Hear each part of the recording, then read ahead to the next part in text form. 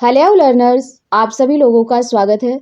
आज हम लोग पढ़ने वाले हैं कुछ इम्पोर्टेंट एप्लीकेशन फुल फॉर्म्स जो केवीएस इंटरव्यू के लिए बहुत ही महत्वपूर्ण है। साथ ही साथ ये इंटरव्यू के बाद अलावा यूपी टेट हुआ, सुपर टेट, DSSS भी अन्य सभी टीचिंग एग्जाम के लिए बहुत ही महत्वपूर्ण है। ये वीडियो आप लोगों के लिए बहुत ही हेल्पफुल होगी, इसलिए आप लोग वीडियो को ध्यान से देखिएगा और वीडियो को लास्ट तक देखिएगा। जितने भी इंपॉर्टेंट रिपोजिटरी बनाए गए हैं जो टीचिंग से रिलेटेड है, एग्जाम में पूछा जा सकता है, इंटरव्यू में पूछा जा सकता है कि ये क्या है, किस लिए बनाया गया, इसका मोटो क्या है, किस ईयर में बना, ये सब कुछ हम लोग आज इस वीडियो में देखेंगे जो बहुत ही इंपॉर्टेंट वीडियो होने वाली है। आप लोग वीडियो के लास्ट तक जरूर बने रहिएगा और जिन लोगों ने चैनल को सब्सक्राइब नहीं किया है वो लोग चैनल को सब्सक्राइब कर लेंगे। तो चलिए, सबसे पहला फुल फॉर्म क्या है। सबसे पहला देखते हैं कि हम लोग मूक का फुल फॉर्म देखते हैं कि मूक क्या है। मूक का फुल फॉर्म क्या होता है। तो मूक का फुल फॉर्म है मैसिव ओपन ऑनलाइन कोर्स। क्या है? Massive open online course. बहुत सारे लोगों ने तैयार किया होगा लेकिन रिवाइज करना भी बहुत ज़रूरी है, इसलिए आप लोग वीडियो को एक बार ध्यान से देख लीजिएगा। जिन लोगों ने नहीं पढ़ा होगा पहले वो लोग नोट डाउन करके इसको याद कर लेंगे और जिनको याद होगा उनका रिवाइज हो जाएगा। तो मूक हो गया एक मैसिव ओपन ऑनलाइन कोर्स होता है। ये क्या होता है? एक सीखने की सामग्री वितरित करना, इस तरह से बोल सकते हैं। इसमें आप ऑनलाइन कोर्स कोई भी कोर्स कर सकते हैं और इसके लिए आपको सर्टिफिकेट भी मिलेगा। दूसरा क्या है? एसपीएम। एसपीएम का फुल फॉर्म क्या होता है? School preparatory module. क्या है? S for school, P for preparatory, M for module. इसे और भी किस नाम से जानते हैं? इसे विद्या प्रवेश कार्यक्रम के नाम से भी जानते हैं। बहुत ही इंपॉर्टेंट है, पूछा जाता है कि विद्या प्रवेश कार्यक्रम क्या है। तो ये क्या है? ये एक 3 मंथ का प्रोग्राम होता है, एनसीईआरटी के द्वारा चलाया जाता है। क्यों चलाया जाता है? जब बच्चा क्लास फर्स्ट में जाता है तो 3 मंथ का ये कोर्स होता है जिससे बच्चा स्कूल के एनवायरनमेंट से फ्रेंडली हो सके, इसलिए ये चलाया जाता है। विद्या प्रवेश कार्यक्रम, बच्चे को तैयार किया जाता है जिससे इसको स्कूल में डर ना लगे। ये हो गया एसपीएम। तीसरा क्या है? टीपैक। टीपैक क्या होता है? टीपैक की फुल फॉर्म क्या है देखते हैं। TPACK technological and pedagogical content knowledge. T for क्या है? Technological, P for pedagogical, C for content, K for knowledge. क्या है? Technological and pedagogical content knowledge. ये किसके लिए होता है? ये एक टीचर के लिए चलाया जाता है। तो अगर पूछ लिया जाए कि टीपैक क्या होता है, किसके लिए है, तो ये एक टीचर के लिए बनाया गया है। टेक्नोलॉजिकल पेडागोजिकल कंटेंट नॉलेज मतलब एक टीचर जो है टेक्नोलॉजी और पेडागोजी का यूज करके अपने नॉलेज को, अपने कंटेंट को बेहतर ढंग से छात्रों तक किस तरह से पहुंचाए, इसलिए बनाया गया है टीपैक। न्यूपा क्या होता है? बहुत इंपॉर्टेंट है। ये सारे बहुत ही इंपॉर्टेंट फुल फॉर्म है, आप लोग देख लीजिएगा, एग्जाम में कितनी बार पूछे भी गए हैं। तो न्यूपा का फुल फॉर्म क्या होता है? National university for education planning and administration. अगर यहाँ पर यू की जगह आई लिख देता है तो यहाँ यूनिवर्सिटी की जगह इंस्टीट्यूट हो जाएगा। इतना ही डिफरेंस है, आप लोग इससे देख लीजिएगा कि अगर नीपा पूछता है तो यहाँ इंस्टीट्यूट हो जाएगा, अगर न्यूपा पूछता है तो यहाँ यूनिवर्सिटी हो जाएगा। एन फॉर क्या हो गया? National, you for university, E for education, P for planning and A for क्या हो गया? एडमिनिस्ट्रेशन। एक दो बार आप लोग वीडियो को ध्यान से देख लेंगे तो ये याद हो जाएगा आप लोगों को। न्यूपा देख लिया, न्यूपा या नीपा देख लिया। अगला है एनसीईआरटी। ये तो बहुत ही इंपॉर्टेंट है, बहुत जो है इजी भी है, बहुत सारे लोग इसको पढ़े भी हैं, बहुत सारे लोगों को पता भी होगा, लेकिन याद रखना जरूरी है। पूछ ले कि एनसीईआरटी का फुल फॉर्म क्या है। एनसीईआरटी का क्या होता है? National council education for research and training. क्या है? National council education for research and training. और अगर एससीईआरटी पूछ ले तो एस फॉर क्या हो जाएगा? स्टेट हो जाएगा। बस इतना ही जो है डिफरेंस है एनसीईआरटी और एससीईआरटी के फुल फॉर्म में, बाकी सब वही रहेगा। एन की जगह क्या हो जाएगा? नेशनल हो जाएगा और एससीईआरटी में क्या हो जाएगा? State council education research and training. आप लोग याद रखिएगा इसको। नरोर की फुल फॉर्म क्या है? अगला क्या है? नरोर। नरोर मतलब N for national, R for repository, O for open, E for educational, R for resources. National repository of open educational resources. ओ रिपोजिटरी मतलब क्या होता है? भंडारण होता है। मतलब ओपन एजुकेशन के लिए एक भंडार, एक रिसोर्स जो प्रोवाइड कराना, ये है नरोर। अगला है एनसीटीई। एनसीटीई क्या है? एनसीटीई मतलब national council for teacher education. हम लोगों ने पढ़ा national council for teacher education. इसके पहले वीडियोस में हमने आप लोगों के लिए विभिन्न शिक्षा आयोग समितियां जितनी भी बनी हैं सारी कवर की हैं। आप लोग वो उस वीडियो को भी देख सकते हैं जो बहुत ही इंपॉर्टेंट है आप लोगों के लिए। तो एनसीटी हमने देख लिया, इस्टेब्लिश कब हुआ था? 1995 में। कब हुआ था? 1995 में। और एक्ट क्या था? 1993 अधिनियम के द्वारा 1995 में इस्टेब्लिश हुआ था NCTE.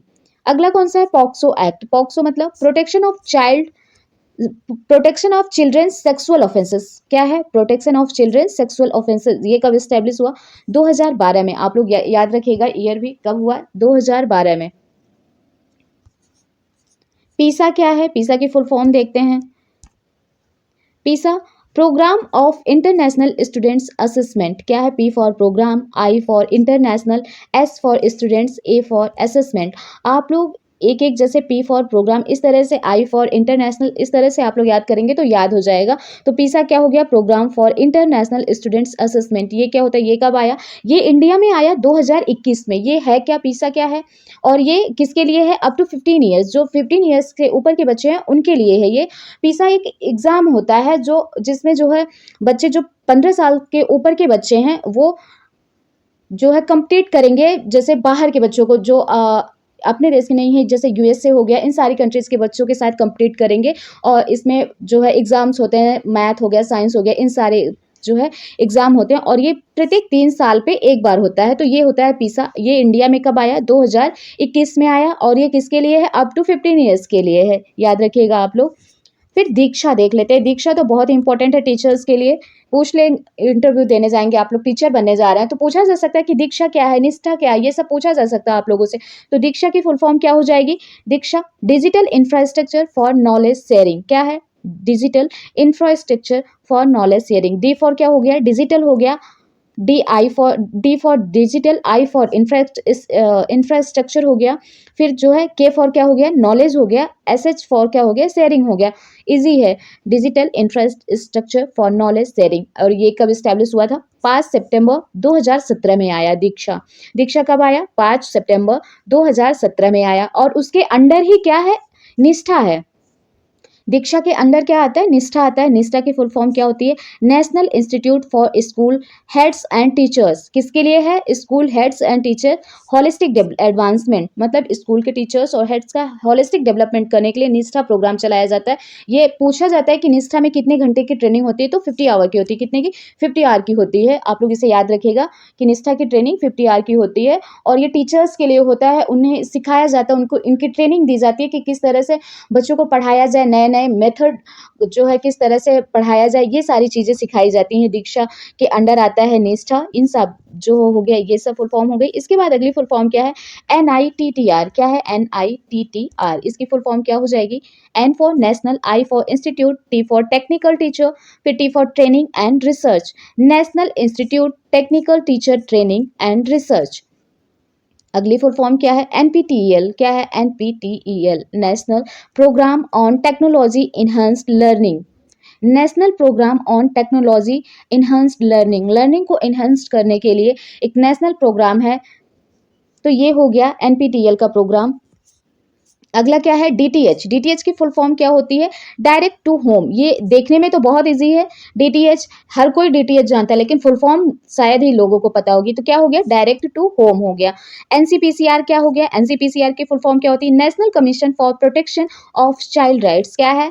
National commission for protection of child rights. बच्चों के अधिकारों की जो है रक्षा के लिए ये एक नेशनल कमीशन है, NCPCR। ऊपर हम लोगों ने पॉक्सो भी देखा। अगला क्या है? ICDS। ICDS की फुल फॉर्म क्या होती है? ICDS मतलब होता है इंटीग्रेटेड चाइल्ड डेवलपमेंट सर्विस। क्या है? Integrated child development service. ये कब आया? ये कब स्टैब्लिश हुआ? 1975 में, 1975 में ICDS आया। CMHA क्या होगा? इसकी full form community mental health act. ये 1963 में। आप लोग इसमें कंफ्यूज हो सकते हैं, सब मेंटल से रिलेटेड है तो आप लोग ध्यान से देख लीजिएगा। C for community, M for mental, H for health, A for act हो गया। ये आया था 1963 में। अगला कौन सा है? मेंटल हेल्थ एक्ट 1987 में। मेंटल हेल्थ एक्ट आया 1987 में। लेकिन मेंटल हेल्थ केयर एक्ट आया 2017 में। बस थोड़ा सा डिफरेंस है, यहाँ केयर है, यहाँ केयर नहीं है। जहां पर केयर है वो बाद में आया 2017 में। इस तरह याद रखिएगा आप लोग। मेंटल हेल्थ एक्ट कब आया? 1987 में। ठीक। MR का मतलब क्या होता है? Mental retardation act. क्या है? MR mental retardation act. अगली फुल फॉर्म कौन सी है? SDP। SDP क्या है? स्कूल डेवलपमेंट प्लान क्या है? स्कूल डेवलपमेंट प्लान ये इसकी बात किसने की गई? आरटीई में की गई। आरटीई 2009 में इन सब की बात की गई है। तो ये किस धारा, किस आर्टिकल के अंतर्गत आता है? आर्टिकल 22 में। किसमें? आर्टिकल 22 में एसडीपी आता है। और एसएमसी पूछेगा तो आर्टिकल 21 में आएगा, आप लोग याद रखिएगा। फिर पीडब्ल्यूडी, पीडब्ल्यूडी का फुल फॉर्म क्या है? Person with disabilities, person with disabilities. ये कब आया? 1995 में पीडब्ल्यूडी। लेकिन आरपीडब्ल्यूडी कब आया? आरपीडब्ल्यूडी आया कब? इसका फुल फॉर्म क्या होता है? Right of person with disabilities act, right of person with disabilities act. ये कब आया? 28 दिसंबर 2016 को आया। पीडब्ल्यूडी 1995 में आया। आरपीडब्ल्यूडी कब आया? 28 दिसंबर 2016 को आया। आप लोग इसे जरूर याद रखिएगा। और इसके अंतर्गत कितनी डिसेबिलिटी बताई गई है? 21, याद रखिएगा आप लोग, 21 है इसके अंदर। स्मार्ट की फुल फॉर्म क्या होती है? स्मार्ट, स्मार्ट तो बोलते सब लोग हैं, लेकिन इसकी फुल फॉर्म क्या होती है ये जानते हैं हम लोग। स्मार्ट का S for specific, M for measurable, A for attainable R for realistic and time bound. मतलब आपका कोई एक स्पेसिफिक गोल होगा, उसको आप जो है एक निश्चित टाइम में पूरा करेंगे। किस तरीके से, कितने मेजरमेंट, मतलब किस लक्ष्य से, किस विधि से आप उसे किस तरीके से आप उसे पूरा करेंगे, कितने टाइम बाउंड में, कितने समय सीमा के अंदर, ये होता है स्मार्ट की फुल फॉर्म। ईसीसी क्या है? ECC early childhood care and education, ये हो गया ईसीसी। सफल क्या है? सफल की फुल फॉर्म क्या होती है? ईसीसी में ही बोला गया है, ईसीसी में की एज में ही बोला गया कि 85% बच्चे का माइंड डेवलप हो जाता है 6 ईयर तक। कितने? 85% माइंड डेवलप हो जाता है 6 ईयर तक। तो आप लोग याद रखिएगा इस बात को। सफल की फुल फॉर्म क्या होती है? Structured assessment for analysing learning, structured assessment for analysing learning. विश्लेषित अधिगम के लिए संरचनात्मक मूल्यांकन, ये होता है सफल का फुल फॉर्म। सफल किस लिए बना? क्लास 3rd, 5th और 8th की कॉम्पिटेंसी बेस्ड टेस्ट के लिए ये बनाया गया, दक्षता चेक करने के लिए। किस क्लास की? 3, 5th और 8th की। आप लोग क्लास जरूर याद रखिएगा, क्लास 3, 5 और 8 की। उसके बाद FLN क्या है? FLN foundation literacy numeracy, foundation literacy numeracy इसकी फुल फॉर्म है FLN की। उसके बाद क्या है? AEP, AEP की full form adolescence education program, ये हो गया AEP की फुल फॉर्म। निपुण भारत की फुल फॉर्म क्या है? निपुण भारत की national initiative for proficiency in reading with understanding and numeracy, क्या है? National initiative for proficiency in reading with understanding and numeracy. ये कब आया? 5 जुलाई 2021 को आया था निपुण। आप लोग जरूर याद रखिएगा। स्लोगन क्या था निपुण का? निपुण भारत का सपना सब बच्चे समझें भाषा व गणना, क्या है? निपुण भारत का सपना सब बच्चे समझें भाषा व गणना, ये निपुण का जो है स्लोगन था। आया कब? ये 5 जुलाई 2021 को आया। सार्थक की फुल फॉर्म क्या होती है? सार्थक students and teachers holistic advancement through quality education. सार्थक किसके लिए बना है? आप लोग देख लीजिए, स्टूडेंट्स एंड टीचर्स दोनों के होलिस्टिक डेवलपमेंट के लिए सार्थक है। लेकिन टिपैक क्या था? केवल टीचर्स के लिए था। आप लोग इसे याद रखिएगा। तो पूछा जाए कि ऐसा कौन सा एप्लीकेशन बना जो स्टूडेंट्स और टीचर्स दोनों के लिए, तो वो है सार्थक। और ये एनईपी के तहत जो है बनाया गया, किसके द्वारा? एमएचआरडी द्वारा, जिसका नाम अब बदल करके क्या हो गया है? शिक्षा मंत्रालय, मिनिस्ट्री ऑफ एजुकेशन।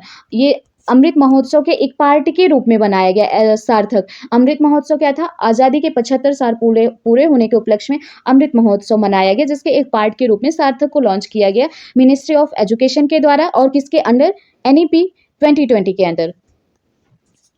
अब फिर क्या है? से सगुन, से सगुन से क्या मतलब है? से मतलब क्या होता है? स्कूल। शा से क्या हो गया? ये SHA मतलब शाला। और गुण से क्या मतलब हो गया? गुणवत्ता।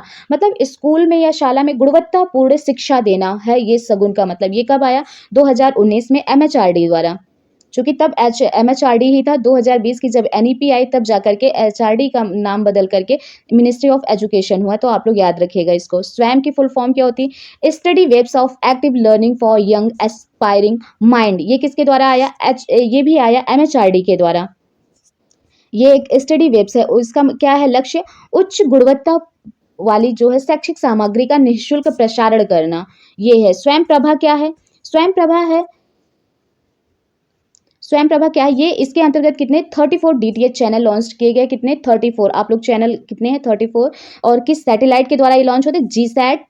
GSAT-15 उपग्रह के द्वारा ये कार्यक्रम चलाए जाते हैं, जो टीवी पर आते हैं अलग अलग टाइम पे, अलग अलग क्लास के लिए चलाए जाते हैं। UGC नेट इन सब के लिए, क्लास 6 to 12 इन सब के लिए जो है अलग अलग टाइम पे जो है क्लासेस चलती हैं, और रिवाइज भी कर सकते हैं आप लोग। ये होता है स्वयं प्रभा के अंतर्गत।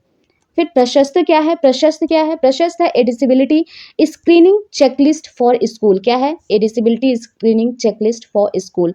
परख क्या है? परख है, परख की फुल फॉर्म देखते हैं, performance assessment review analysis of knowledge for holistic development. क्या है? Performance assessment review analysis of knowledge for holistic development, मतलब बच्चे का ओवरऑल डेवलपमेंट चेक करने के लिए जो है 360 डिग्री जो है उसकी डेवलपमेंट चेक करने के लिए परख एक जो है ये बनाया गया असेसमेंट करने के लिए। फिर सीसीई का मतलब फुल फॉर्म क्या है? Continuous and comprehensive evolution. क्या है? Continuous and comprehensive evolution.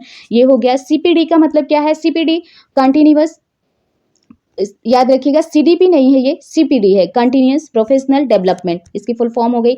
एनसीपीएफ क्या है? NCPF national curriculum and pedagogical framework for ECCE, मतलब ईसीसीई में किस स्तर तक किस तरह की पाठ्यक्रम पाठ्यपुस्तकें होंगी, क्या मेथड होगा, इन सब के लिए जो है एनसीपीएफ बनाया गया, national curriculum and pedagogical framework बनाया गया। किसके द्वारा? एनसीईआरटी के द्वारा।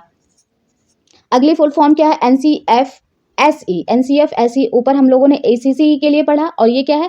स्कूल के लिए, national curriculum framework for school के लिए, ये भी एनसीईआरटी के द्वारा बना। स्कूल एजुकेशन के लिए ये बना एनसीएफ एसई, और ऊपर ईसीसी के लिए बना था। एसएमसी क्या है? ऊपर हम लोगों ने पढ़ा था एसडीपी स्कूल डेवलपमेंट प्रोग्राम, और ये क्या? SMC school management committee. ये किसके अंतर्गत आता है?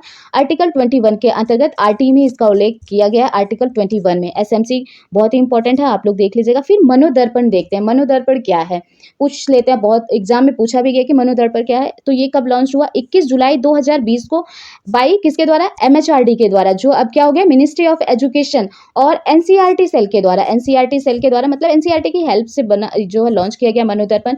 ये क्या था? उस टाइम पे कोविड था, तो बच्चे जो है बच्चों की हेल्प के लिए, उनको सुझाव देने के लिए, उनको मानसिक तनाव से उभारने के लिए ये मनोदर्पण को लॉन्च किया गया था आत्मनिर्भर भारत अभियान के तहत। किस अभियान के तहत अगर पूछा जाए तो आत्मनिर्भर भारत अभियान के तहत। इस पहल का उद्देश्य क्या था? छात्रों को मानसिक स्वास्थ्य और कल्याण के लिए मनोसामाजिक सहायता प्रदान करना, ये उसका उद्देश्य था। तो पूछा जाए मनोदर्पण क्या है, तो आप लोग बता सकते हैं कि बच्चों के मानसिक स्वास्थ्य और कल्याण के लिए सहायता थी, जो किसके द्वारा? मिनिस्ट्री ऑफ एजुकेशन के द्वारा 21 जुलाई 2020 को लॉन्च की गई थी। 21 जुलाई 2020 में क्या था? इसका नाम मिनिस्ट्री ऑफ एजुकेशन नहीं था, क्या था? एमएचआरडी था उस समय, मानव संसाधन विकास मंत्रालय था। किसकी? एनसीईआरटी सेल के द्वारा। तो ये हो गया जो कुछ महत्वपूर्ण इंपॉर्टेंट रिपोजिटरी फुल फॉर्म्स या एप्लीकेशन थे, जो बहुत ही इंपॉर्टेंट है। आप लोग उसे ज़रूर देख लीजिएगा और लोगों तक शेयर कर दीजिएगा। आप लोगों के लिए ये वीडियो बहुत ही यूजफुल रही। आई होप आप लोगों को पसंद आई होगी, तो लाइक शेयर सब्सक्राइब जरूर करिएगा। Thank you so much.